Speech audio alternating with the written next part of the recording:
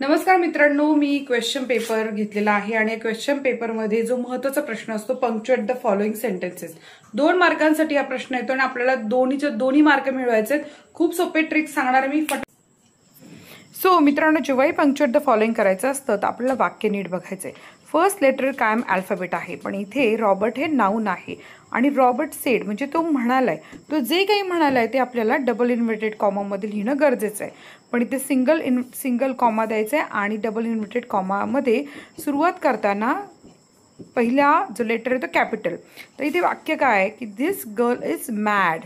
आता पॉज घेतलाय त्यानं म्हणून कॉमा इजंट। आता इजंट हे काय, इज नॉटचं ॲब्रिव्हिएशन आहे, म्हणतो इजंटशी ती वेडी नाही आहे का, क्वेश्चन मार्क मस्ट आहे आणि डबल इन्व्हर्टेड कॉमानं एंड करायचं आहे। तर या प्रकारे तुम्ही जर उत्तर लिहिलं तर तुम्हाला पैकीच्या पैकी मार्क मिळतील। आता दुसरं जे वाक्य आहे ते इथे open your books boy sed the teacher. आता इथे सुरुवात कशी झालेली बघा, आन्सर लिहिताना ओ कॅपिटल हे तर first sure. Open your books हे वाक्य आपल्याला ॲज इट इज लिहायचं आहे, पण आता या वाक्यामध्ये सुरुवात आपण कशी कॅपिटलने केली, पण टीचर म्हणायला हे सगळ्यात शेवटी आल्यानं आपल्याला काय करावं लागणार आहे, हे वाक्य डबल इन्व्हर्टेड कॉमामध्ये, कारण जे म्हटलंय ना ते कायम डबल इन्व्हर्टेड कॉमामध्ये लिहायचं, सेड द टीचर।